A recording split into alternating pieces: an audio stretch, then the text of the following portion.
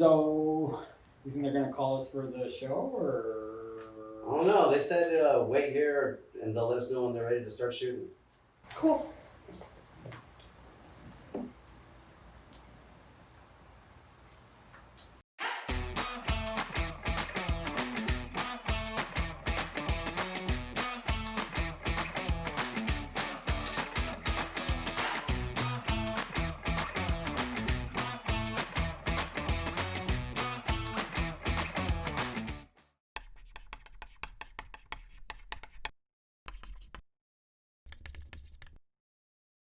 Aloha, my name is Melissa Nikoloff, and you probably recognize me from Trader Sam's Enchanted Tiki Bar at the Disneyland Hotel. I'm super excited to be taking over Christian's YouTube channel today, and I'll be making one of my very favorite drinks that's almost a combination of a corn and oil and an old fashioned.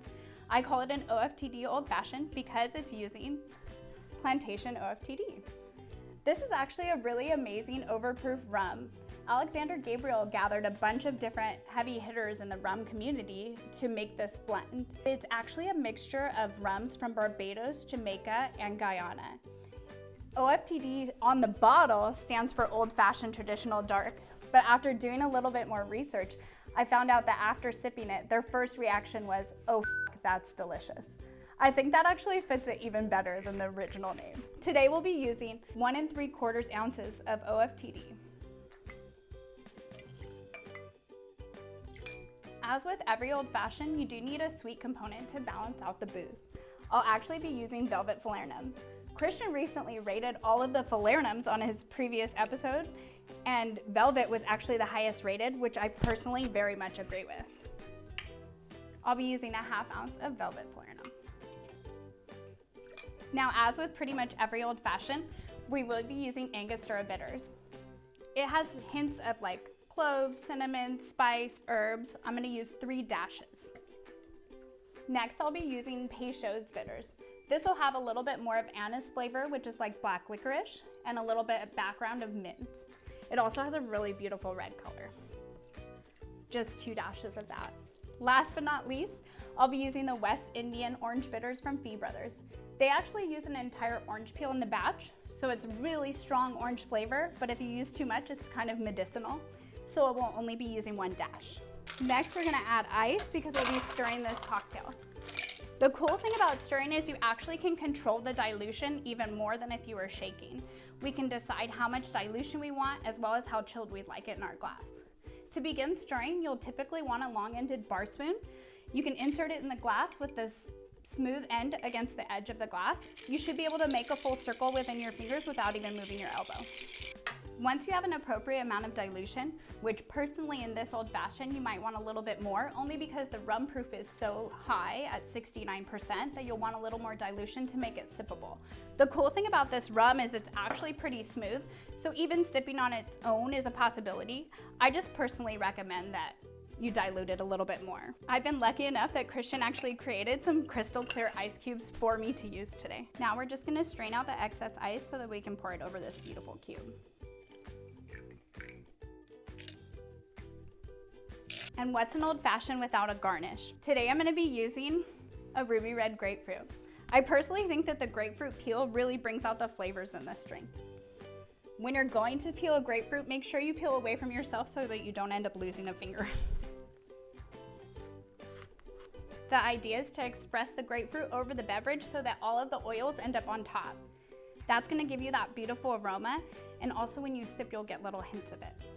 I do also rub it along the rim of the glass. That way each sip is enjoyable.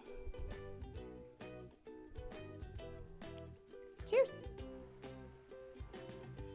Oh fuck, that's delicious. What'd you say, Mom?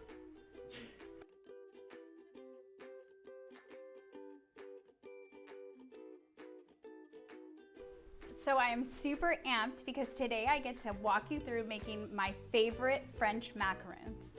This is actually a really interesting process that's very hard to master. Personally, I've been working on it for quite a while, and still I have all kinds of issues that pop up, whether it's the humidity in the kitchen, whether it's the heat of the house, the weather of the day can alter how your cookies bake. There's so many factors. Sometimes you'll get a perfect batch the first time, and then the next batch will be totally messed up. today we're at least gonna try and do a basic recipe that I've found to be very successful. I'm gonna start by explaining all of my mise en place. I actually have just the setup here for the cookie because it's gonna be a two-step process. Macarons are fluffy meringue-like cookies on the outside with a filling on the inside. Today we're gonna make a Chartreuse Macaron with a Chartreuse and Lime Buttercream filling. So macarons need to be very specific to recipe so that you can have consistent results, and that's what I'm doing here. So I have my 100 grams of egg whites, I have 90 grams of granulated sugar. I'm gonna use a 1/4 teaspoon of creme de tartare. I'm gonna use 130 grams of powdered sugar, 140 grams of almond flour, and a 1/2 ounce of chartreuse. I'm gonna start with making my meringue, which is the beginning of the macaron cookie. So I'm gonna take my egg whites, which I've actually already aged, which basically means I separated the egg whites from the yolks and covered them in saran wrap and put them in my fridge for a day. It changes the consistency so that the egg whites will whip up easier for the meringue. Now that I've added my egg whites to my mixer, I can turn it on a lower speed. Once it's started on this lower speed, we're gonna add 1/4 teaspoon of creme de tartare. Now what this is gonna do is it's just gonna stabilize the egg whites so that we can have a more consistent fluff to them. Right now I'm just fluffing up the egg whites by themselves with the creme de tartare until they get a soft peak. Then I'll add my granulated sugar. You wanna add it slowly so that it won't clump together. Now that I've added my granulated sugar, I turned up my mixer just to a medium speed so that I can create the meringue.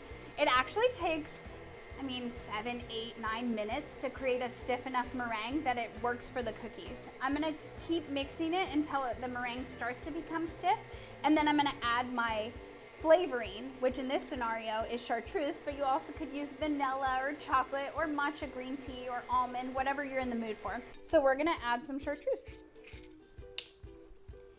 Typically we'll use 3 teaspoons, which is actually a 1/2 ounce.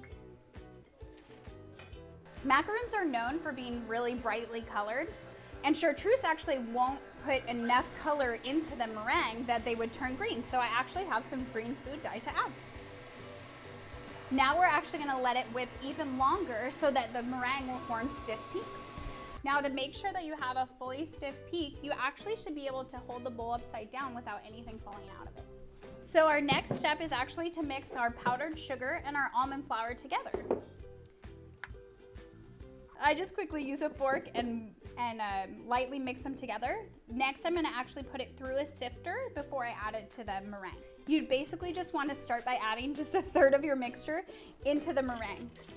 So now that we put 1/3 of the almond flour and powdered sugar mixed, we're just gonna do a basic mix to incorporate it into the meringue.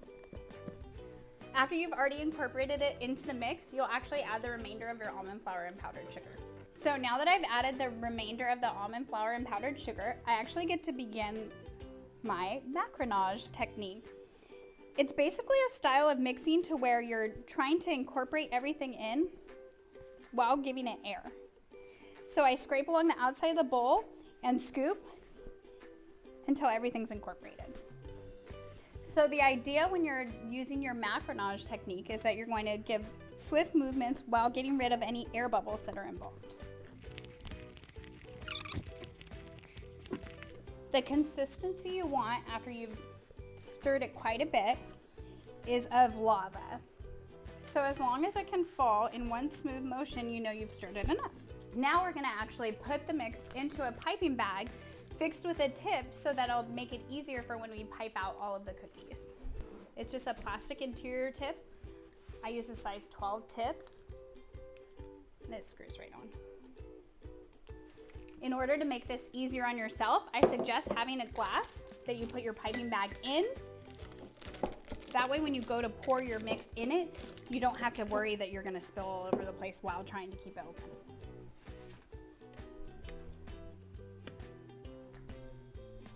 Now that we have our mix in our piping bag, we can actually set up to be able to pipe out the cookies. I have just a typical baking sheet. This is a silicone mat that already has a template printed on it. The idea is that you can ultimately just make evenly sized cookies, but I'm gonna use parchment paper on top of it. That way it's a lot easier to clean than to have to use a silicone mat every time. Now comes the fun part. So now I'm basically just gonna follow my mat to make each round cookie.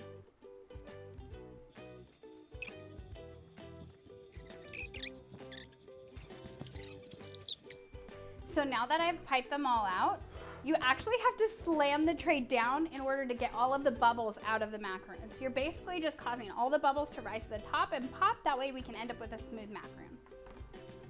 Ready? Now that we've already slammed our tray of macarons, all the bubbles have risen to the top. You just take a toothpick and pop any bubbles that you can see. These are all just ways to make sure that the macarons will end up perfectly smooth after they set.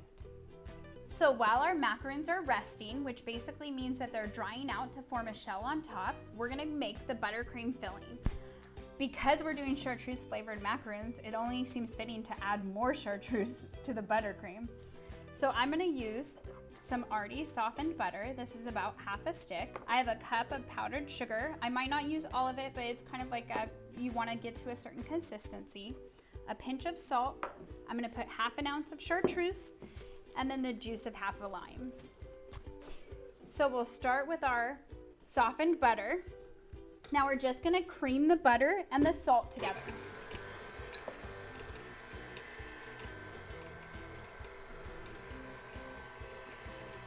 So we're just gonna put a half ounce of chartreuse in. Now I'll begin with just a small amount of my powdered sugar.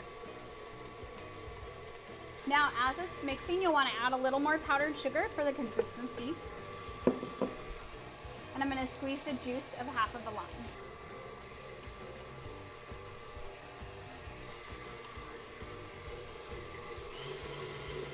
I'm just turning up the speed on the mixer so that the buttercream will get nice and fluffy.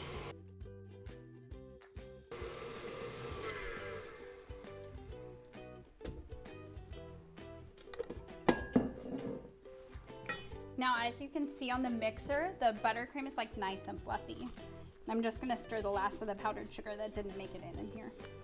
Now we're just gonna take another one of our trusty pastry bags and do the little trick with the cup again, because we're just gonna put the frosting in the pastry bag so we can pipe it in the cookies when they're done. This is also a really convenient way to store frosting that's left over. It's easy enough to close off a bag. Now I have it ready for as soon as my cookies are ready to be iced. Now that it's been like 45 minutes and we've let the cookies rest, they actually become kind of matte looking, and you should be able to touch them without leaving a fingerprint. So now we're just gonna put them into the oven at 295 for 12 minutes. So finally our macarons are done. We cooked them for 12 minutes at 295. You can see that they're actually all cooked pretty evenly. They should remove fairly easy from the parchment paper. And then if you look at them up close, they actually have these little feet on them. So all we're gonna do is take them off of the parchment paper and flip them over, because now's the time when we get to fill them using the buttercream that we already made. So in this scenario, you can use a piping tip if you prefer. I actually don't feel like it's necessary since it's going on the inside of the cookie, so it doesn't have to be the prettiest thing in the world. Now all we're gonna do is fill the cookies and sandwich them together. There you go. They're pretty good. Well, Joey, I don't think they're gonna call us in, bro. It's been a while. Joey? Joey? Yeah, never mind.